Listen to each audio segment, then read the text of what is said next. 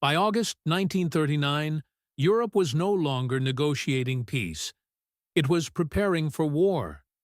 The crisis over Poland had intensified. Diplomatic telegrams moved urgently between capitals. Meetings were held late into the night. But trust had evaporated. Britain and France had pledged to defend Poland. Germany had already decided to strike. Meanwhile, the Soviet Union observed from the east. Negotiations between Moscow, London, and Paris moved slowly. Mutual suspicion stalled progress. No firm alliance emerged. Time was running out. Across Europe, mobilization orders were drafted in silence. Military rail networks were placed on alert. Airfields prepared for immediate use. Navies shifted to defensive positions. Yet outwardly, the language of diplomacy remained cautious. Statements spoke of stability. Speeches referenced peaceful resolution. Newspapers speculated, but certainty remained elusive. Behind the scenes, Berlin accelerated its timetable. The invasion plan was nearly complete, but one strategic concern remained unresolved: the eastern flank. If Germany attacked Poland without securing neutrality from the Soviet Union, a two-front war could follow. The solution would come not through confrontation, but through negotiation. August 1939 was not a month of surprise. It was a month of calculation. The old European order was collapsing quietly, and within days, the political map would be redrawn. On paper, they were mortal enemies. One was built on radical nationalism, the other on revolutionary communism. For years, Nazi Germany had condemned Bolshevism as an existential threat. The Soviet Union had denounced fascism as its ideological opposite. Yet in August 1939, ideology gave way to strategy. Hitler needed security in the East. An invasion of Poland risked triggering war with Britain and France. Without neutralizing the Soviet Union, Germany could face encirclement. Stalin faced a different calculation. The Red Army was still recovering from internal purges. The Soviet leadership doubted Western resolve. Negotiations with Britain and France had produced little trust. Both sides concluded the same thing: cooperation, however temporary, served immediate interests. For Germany, a non-aggression pact meant freedom of action. For the Soviet Union, it meant time. Time to rebuild military command. Time to expand influence westward. Time to avoid immediate confrontation. The decision was not emotional, it was transactional. Neither side believed the pact would last forever, but both believed it was useful. Now, diplomats moved quickly. Secret channels opened. Terms were drafted. What shocked the world was not simply the agreement. It was the reversal of expectation. Two regimes that had defined themselves as enemies were now partners of convenience. In the final days of August, pragmatism replaced ideology. The path to war required alignment, even between rivals. The public agreement promised peace. The secret protocols promised division. Hidden within the Molotov-Ribbentrop Pact were clauses that would redraw the map of Eastern Europe. These provisions were not announced. They were not debated. They were concealed. Poland would be partitioned along a predetermined line. Germany would claim the western regions. The Soviet Union would move into the east. The Baltic states, Estonia, Latvia, and Lithuania, were assigned to Soviet influence. Finland was acknowledged as falling within Moscow's sphere. The arrangement was precise. Maps were consulted. Boundaries were marked. What appeared to the world as a defensive agreement was, in reality, a strategic carving of territory. The protocol reduced nations to coordinates, governments to obstacles, populations to statistics. Neither side intended long-term cooperation, but both intended immediate gain. For Germany, it meant certainty. For the Soviet Union, it meant expansion without open war against the West. The division of Poland was not a spontaneous wartime development. It was prearranged. When the invasion began, the lines had already been drawn. The secret protocol transformed diplomacy into partition. Europe would soon discover what had been decided behind closed doors. Poland was not present in the room, yet its future was discussed in detail. In Moscow, diplomatic language masked geopolitical reality. Maps were unfolded. Rivers were traced. Rail corridors were examined.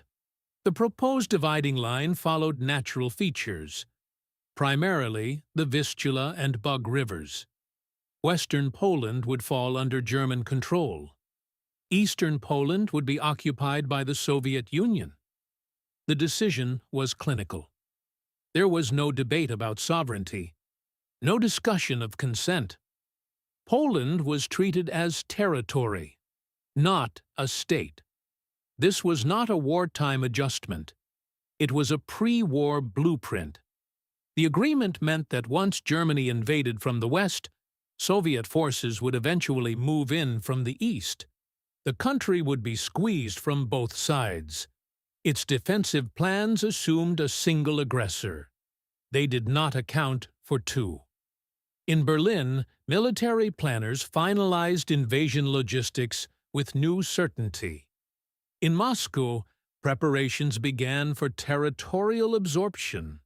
For Poland, the strategic position had become impossible. Encirclement was no longer hypothetical. It was planned. The partition line drawn in Moscow would soon become reality on the battlefield. The invasion of Poland did not begin with artillery fire. It began with ink. For the Soviet Union, the pact was not ideological surrender. It was strategic calculation. Stalin understood that war in Europe was coming. The question was not if, but when. The Red Army, still recovering from internal purges, was not fully prepared for large-scale conflict. Senior officers had been removed. Command structures were unstable. Modernization was incomplete. An immediate confrontation with Germany carried enormous risk. Negotiations with Britain and France had moved slowly and without trust. Western delegations lacked authority.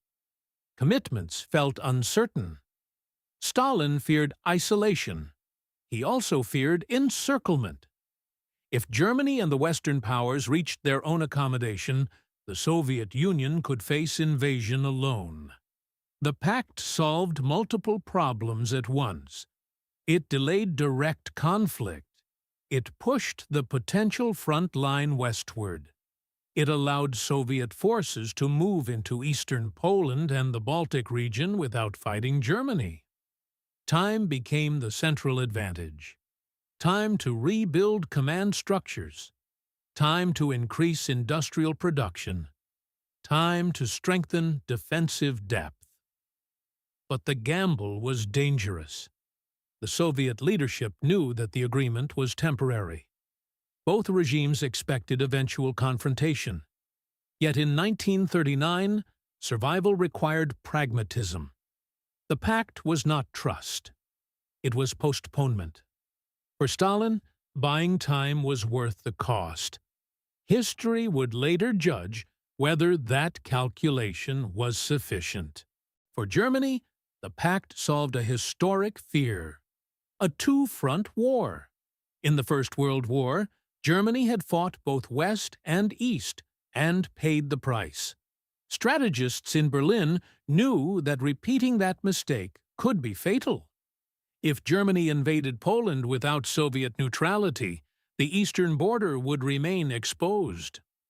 The Molotov-Ribbentrop Pact changed everything. With Moscow temporarily neutralized, Germany could concentrate its forces. military planning accelerated. Armored divisions were positioned near the Polish frontier. Air units were assigned strike objectives. Railways prioritized troop transport westward. For the first time since 1918, German planners felt secure in the east. The threat of immediate Soviet intervention was removed. That security transformed risk into opportunity. The invasion of Poland became feasible. The Western powers might declare war, but their armies were not yet fully mobilized. Speed would be decisive.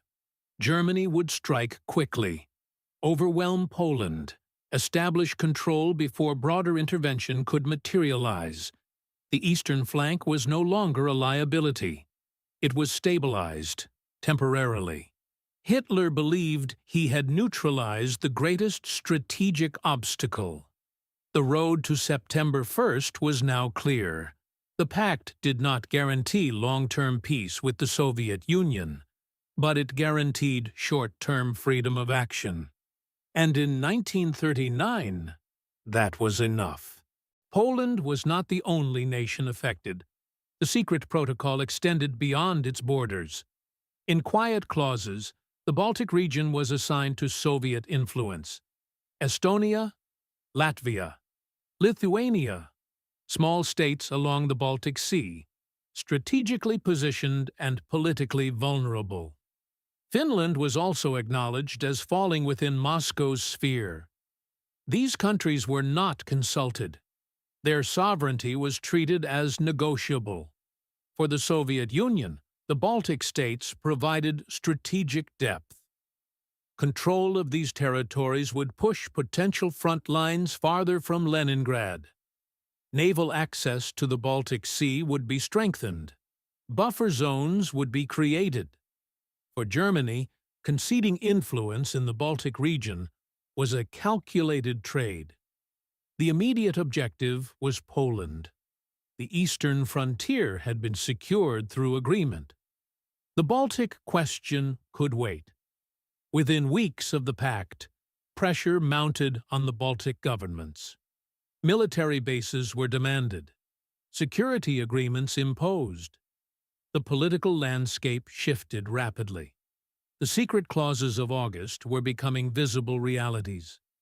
The pact had not merely divided Poland, it had reshaped the entire northeastern map of Europe.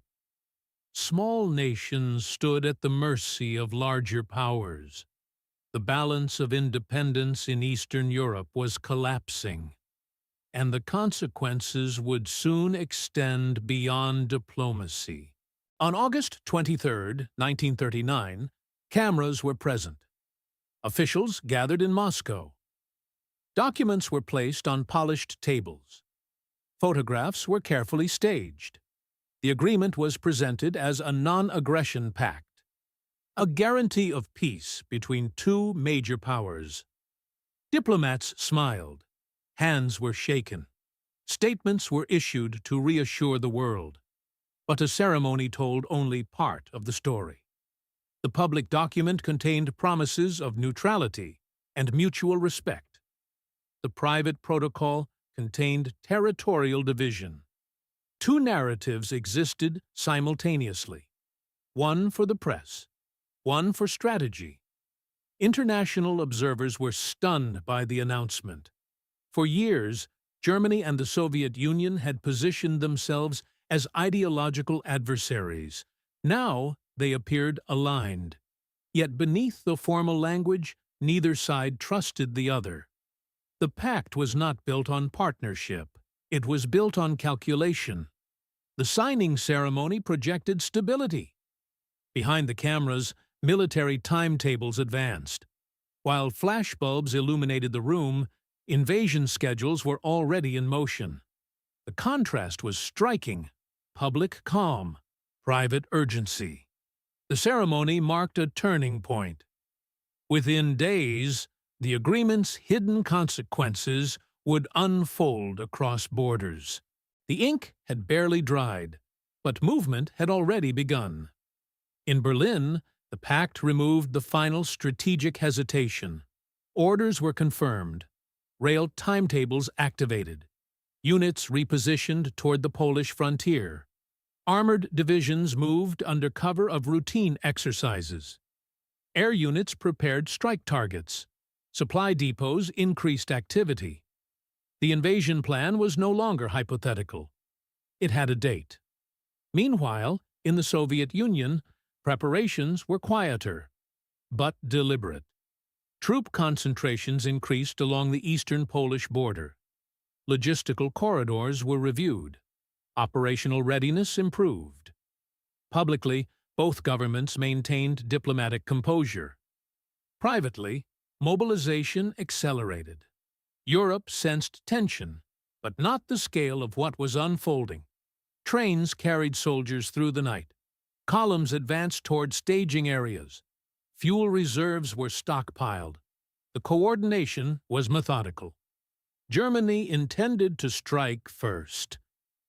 The Soviet Union would follow at a calculated moment. The pact had transformed uncertainty into timing.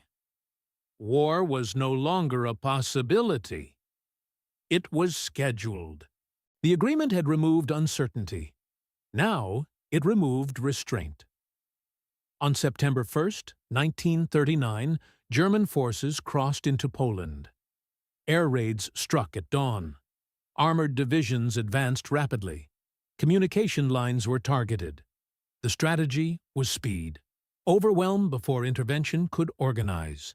Britain and France declared war days later, but their immediate military response was limited. Poland fought alone. Then, on September 17th, Soviet forces entered from the east. The partition agreed upon in Moscow was being executed. The country was divided along the prearranged line. 2 armies, 2 occupations, 1 shattered state. The Molotov-Ribbentrop Pact had not prevented war. It had enabled it. The diplomatic signature of August became the military movement of September. Europe's balance collapsed. What had been discussed quietly in rooms filled with maps was now unfolding across battlefields. The pact's logic was complete. Security for one side meant destruction for another. The invasion of Poland marked the beginning of the Second World War, and it began not with ideology alone, but with calculation.